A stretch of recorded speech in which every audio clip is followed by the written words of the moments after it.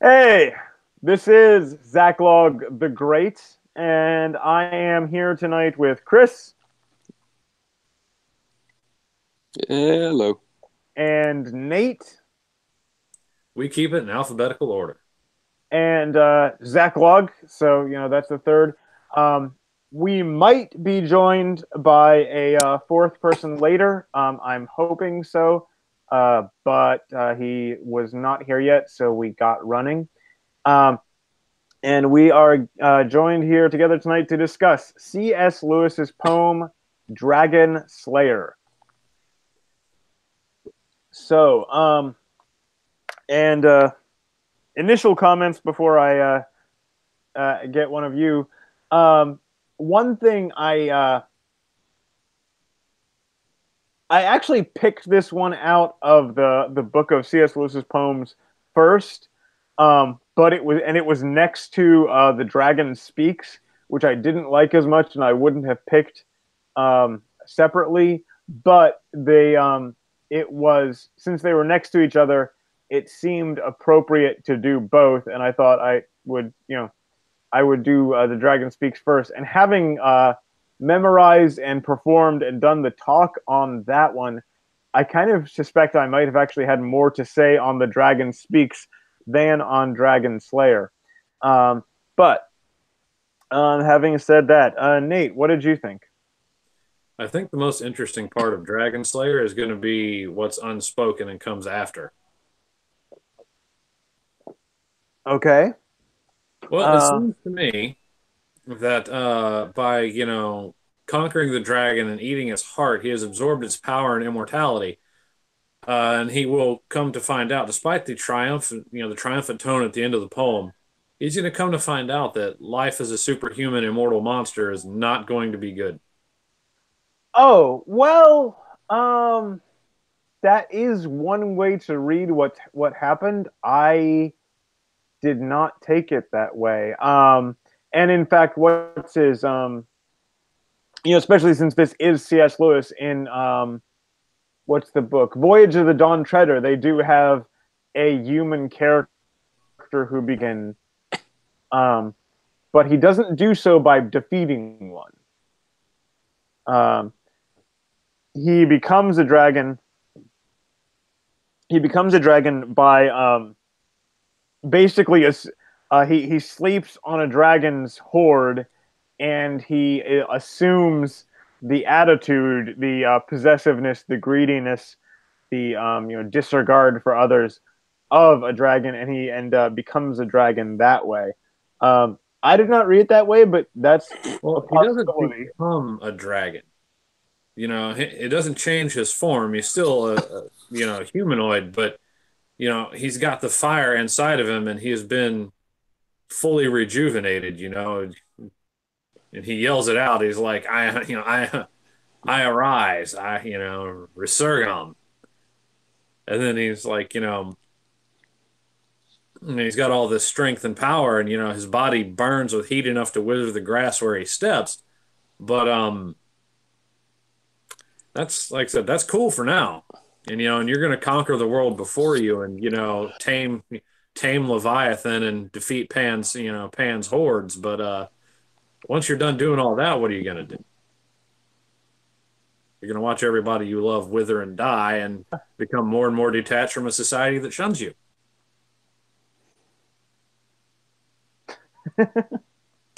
um, what was your initial thoughts on this one?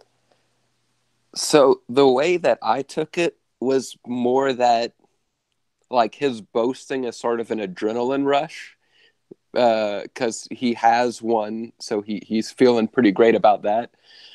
But that he's been seriously injured and he's probably gonna die. Like that stuff about him burning, I took as the dragon actually getting him pretty badly. So it's like I feel like that's kind of where he's at. Like it cost him a lot, but he did win. So both of you read this as a kind of Pyrrhic victory. Yes. not even necessarily a Pyrrhic victory because I think he considers it worth it.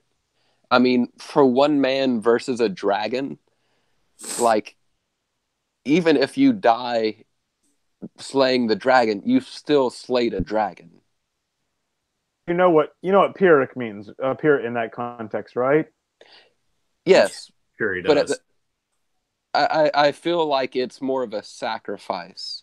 Okay. Like, I don't think he plans on fighting another battle after this. I think this was what he committed himself to. He achieved his goal, and there wasn't anything beyond it.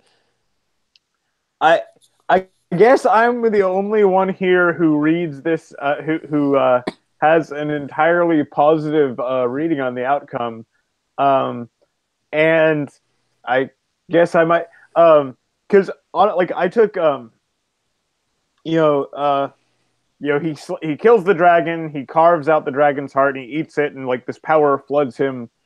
And I didn't see him becoming a dragon, and I didn't see him dying at the end of it. I just saw him as like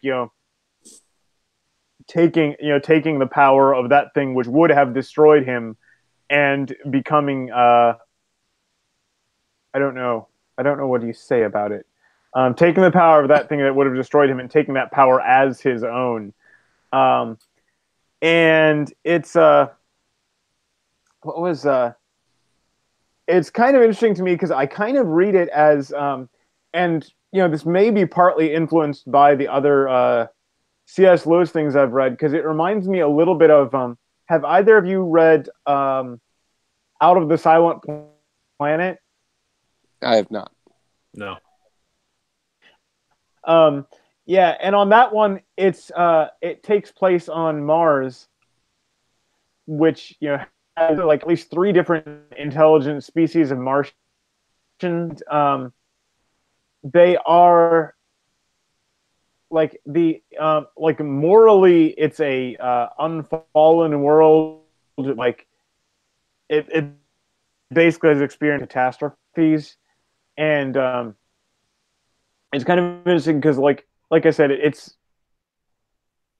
like morally they are unfallen, but at the same time the one goes like hunting this like horrid sea beast, this uber shark, with one of the natives, and triumph from contending with something like that and possibly dying, but the that and it's my main read of this poem is kind of a a sort of art to the problem of pain, um, because what I kind of see is, you know you might say, why does God allow these trials? Why does God allow us to suffer these things, to face these difficulties? And basically, the answer this seems to give is partly uh, so that we can experience the triumph, and so that we can stand over these things, having beaten them down and having taken the power that tried to destroy us and using that to make us stronger. Um, I don't know. What do you guys think of that? What do you guys think of that theory?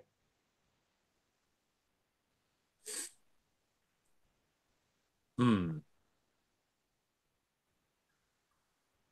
I mean, that is, sort of the starting point of, how I took it. It's just that I'm like, how strong did it make him? 'Cause it seems to me like he did take the power and he got all of it. You Well, know, is that my reading of this poem is actually influenced by something I read when I was gosh, in sixth or seventh grade. It was a fantasy story called The Hero and the Crown. And it's about this girl, and she comes from a line of ancient royalty and all that. And she goes out dragon, and she becomes a dragon slayer, kind of by accident. and I accidentally killed this monumental fire-breathing flying devil lizard. well, she went out to find something. I don't even remember now. Some MacGuffin.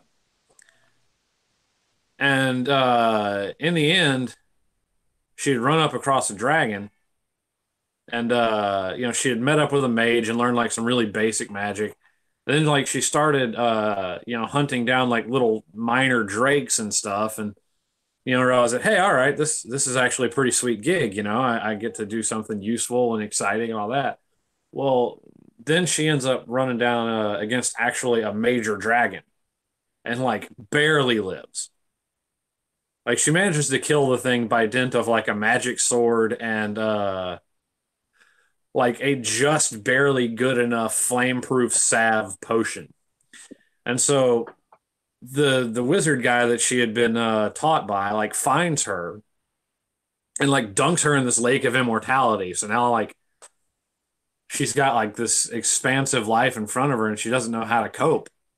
And so she goes off like fighting a wizard and ends up like coming back and marrying the prince and all that. But in the end, you're like, she's not going to end up happy because eventually all these things she's fought for is not going to be there. And I think there's a moment at the end where she's kind of looking for, like, I got all this happiness, but he's getting old and I'm still the same. And what happens to me? And so that's been in my mind since I was a kid, the curse of immortality. And so I read about this guy and it sounds a lot the same that, he's triumphant. He's super stoked right now. Give it a millennium and come back and talk to him. And he'll be like, maybe I shouldn't have eaten that thing's heart. Just perhaps. Yeah, I think the main difference between our readings is in my reading, he gets immortality, but it's by becoming a legend. So the Better man version. dies, but he's made himself something greater.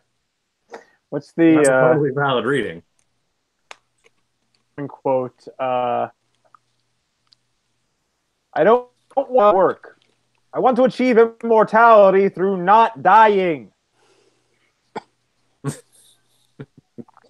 What was but that actually reminds me, and I had intended to say this with the next poem I had wanted us to talk about, but it fits just pretty well here. One interesting thing, I feel like I got this from a Nicholas Taleb book I just read. Interesting author, if you haven't heard of him, my highest books. Nicholas Nassim Taleb. I feel like he referenced this idea, but if you look at you know early 20th century and before, people, at least in terms of like what they talked about and what they what people what men were afraid of was dying dishonorably, dying in a way, dying in shame, dying in a way, having not achieved anything, or dying in a way that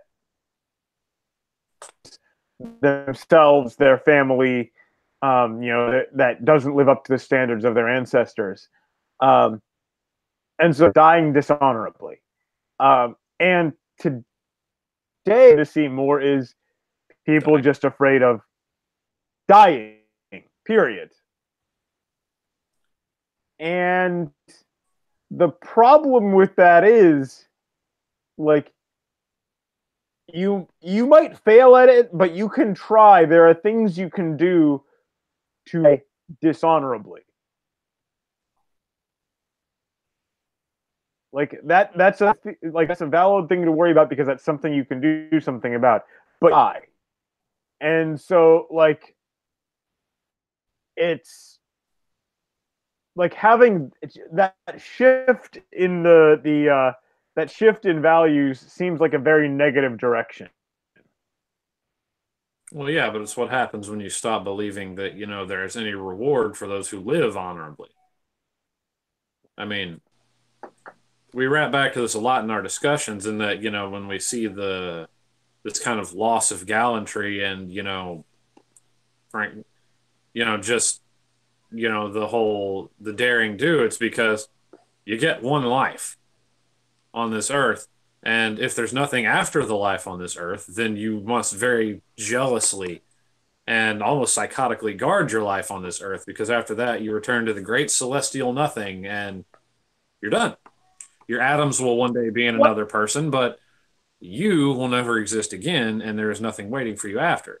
If you have, a reward, coming from, let's say, a just and loving God, then dying is not the worst thing that can happen to you. Dying honorably is a good thing. It's a noble calling, and it's not just a tragedy. Well, and the other thing with that, like, you don't even have to necessarily have a belief in the afterlife um, for that to make sense. But like, you look at our culture, and you look at the drivers of our culture, and look at how they treat the past. Look at how they treat you know pretty much everyone who lived before the 20th century. Idiots and moral reprobates, every single one of them. All of them are racists and stupid and our scientific knowledge, and we have absolutely nothing to learn from them. And if you have that kind of attitude, the way you treat them, then you might not think about this consciously, but there has to be some awareness that that is what is going to happen. That is how, the people after are likely to treat you. And, if you have that kind of attitude, like dying dishonorably, it doesn't mean anything. There's no such thing as honor for, as honor for those who came before. Like, all is point and laugh at and say how much better you are. Chris, were you going to?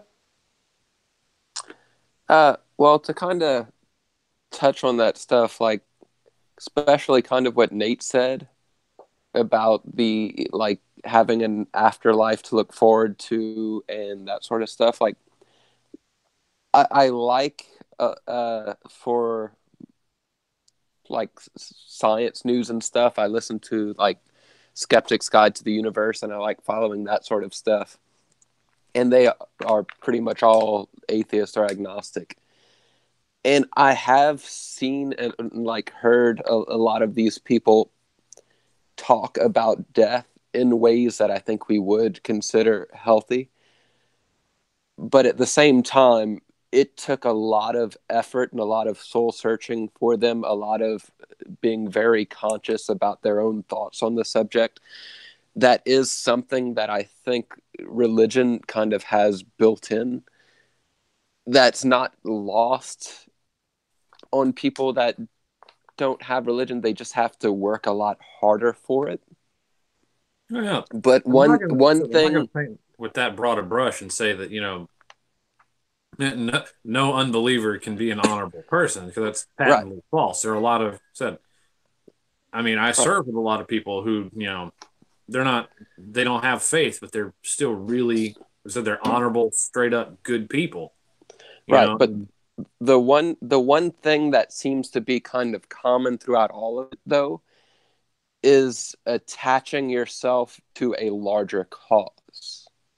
and see, when we talk about, like, we talk about resilience a lot, because you get people that deploy and come back and they're broken. They, maybe not physically, but mentally, emotionally, they're broken. And the largest thing we talk about with relation to spirituality is that, look, it doesn't mean religion. It means exactly what you just said. It comes out verbatim. Is, see yourself as part of something bigger. Find something larger than you, and chase after it. Become a part of it. Improve it if you can. Right. At the same time, you have to be a little careful with that, because just because it's something bigger than you doesn't mean it's good. Um, for instance, communism and like the advance of the advance of the international communist movement. That's bigger than people. It's also indescribably evil. No, So find something bigger than you, but it has there needs to be more. There has to be more on the qualifications list. Yeah, no, define it needs to be good. I guess that's sort of assumed, but you don't really you got to teach people how to define good. yeah. Although to be fair, for the purposes we're talking about, like it really doesn't matter what you apply yourself to, because whenever it comes down to like specifically what we're talking about, like your attitudes about death, like it really doesn't matter what other people think of it. Now, if we're talking about being a moral person, then yes, those things come into play. But if we're just talking about squaring away like your own feelings about your mortality, then that's much more of an individual sort of basis. If y'all understand what I'm saying. Yeah, no, I totally get it. Yeah, you can be a brave and honorable person, even if you have sort of hitched your star to a terrible cause. You can be a real gallant bastard. Well, in a, So go ahead. I think in a way though, like that can actually end up being a source of moral evil separate, because you can square away your sense of mortality like supporting a cause that is really terrible, and you might even be willing to die for that cause. So being able to square it away and the morality of it are two completely different things. That's a fair it could point. it it could have been a very nice dragon that meant no one any harm. True. Talking about the older stories, the kindly dragon that the kindly dragon that is ultimately a force for good is a relatively recent creature, and I don't think C.S. Lewis would have been talking Don't about think those kind. don't think you subscribe to that theory particularly much. But what was so see, I was trying to get, which as usual, we have wandered quite a bit, which is fine. But I was trying to get back to the poem a little bit, and I was trying to think. It one interesting thing from this poem, and like in terms of metaphor, I don't know what to make of it, but is the idea that the hero of this took took the weapons of the dragon itself and used that as part of killing it, which is a definitely a cool story thing. If you're looking at this as some kind of moral metaphor, I don't know what to make of that. But yeah. Oh, and one other thing. So I was talking to someone about this. They said, and I should know this because I've read the book. Um, they said this poem actually is in C.S. Lewis's allegorical novel, The Pilgrim's Regress, um, which I should know because I've read it. But it's been, if anyone out there enjoys this poem, you might want to check that out and see and read the. But like I was saying, the idea of taking taking the monster's weapon and turning it against him. I don't know. What do you guys think? I didn't really see that he did that. It seemed to me like it's like, well, I happen to be on fire. Uh, This is fine. and Well, like this is actually quite distressing, but I'm going to cleave this dragon to the bone, and kill it. It says, and by the time I could strike, my sword was on fire and melting, my arm was on fire, You know, the dragon like just Well, but the Yeah, dragon I tore see. me up, and then I killed it. I do see what you're saying though, because with the very heat that came out of the brute, I flogged her tame. Like I can see very much. Oh, you're gonna light my sword on fire? Well, I'm gonna beat you with your own fire then. it's that, and it also the worm died, which is again reiterating the same idea. Um, but yeah, oh well, I'm on fire now. I guess I'll have to kill you anyway. Well, I mean, it's like okay, you think about it. The guy is coming back like high on Dragonheart and like super pumped from this victory. Like in the end, he breaks out like way down in there, he like breaks out in chanting about like, yeah, Pan, yo yo Pan. It's like yeah, the dude is in full on Chad mode. So I mean, he's telling the story like, oh man, Dragon was pissed. Ran down the hill, was like, yeah, then it set my sword on fire, it's melting, and I was like, oh man. Then like my arm was on fire, and I shot the dragon, and it's like rolling her over all in her own fire and just cut her up and ripped out her freaking heart and just ate it. Yeah. It's like the most triumphant thing in the world. That's like my mental image of this whole thing going down, just distilled into a sort of nice verse. But then the dude starts yelling about, yes, I am resurgent. I was like, bruh, take a I minute. hadn't previously pictured this poem as performed by a professional wrestler. Uh, But keep in mind the person we're dealing with. This is somebody that wants to take down a dragon and decides that the best way to do it is to take it head on. Like no like playing around trying to be sneaky, just running at it head on. It's gonna breathe fire at me. I'll just take it. Hashtag tank mode, baby. I have come back with victory, God, but stand away. Touch me not. Still a little hot from that, Just guys. even Running down the hill, to got the maintain a John Cena music playing behind him. Oh yeah, yeah. Yeah, this guy's in full barbarian mode. um. Crown, give me victory. I'll So down with you. I don't know. Both of you have done significantly more D&D than me. If this was a berserker who just won this fight, what would be happening to him 2 minutes later?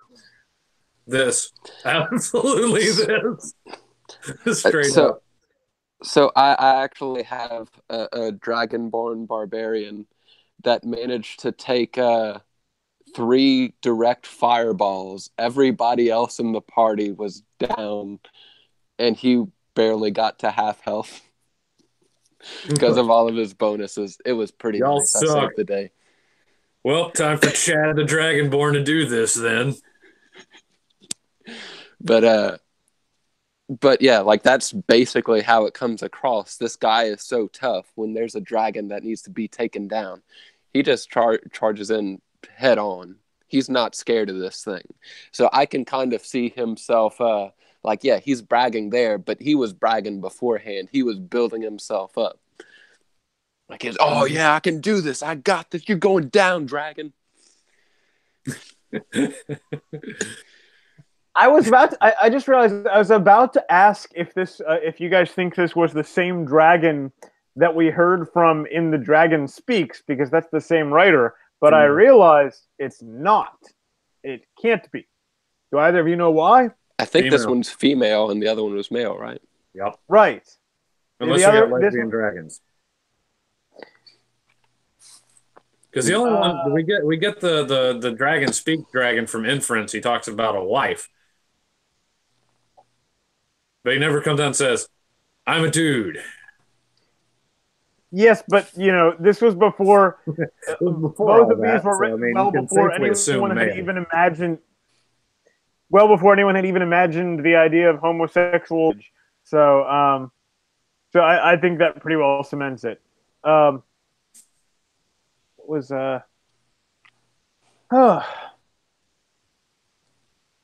well, I think I've covered most of what I have to say about this one. Oh, if you I, want I to play, will if add you want, quick. interestingly, they made this poem into a video game. You Okay. know what I'm talking about? Yeah, this guy's totally the Dovahkiin from Skyrim. He's like, Skyrim. yep, Okay. killed the dragon in single combat, devoured its essence, and I am now greater for it. I've played Oblivion. In fact, I just got it again. I just got another copy that has like all of add-ons. I have not played Skyrim. What was There's also. Oh, I was going to add. Don't use. There was a word I had to look up for this one. So if anyone listened to the poem but did not bother to do so, Shaw is a word for wood or forest. So there you go. Mhm. Chris, any final thoughts before we exit? Uh, I think we pretty much covered it. Okay. Well, in that case, thank you both joining me tonight, and God be with you. Have a good one. Good night, y'all.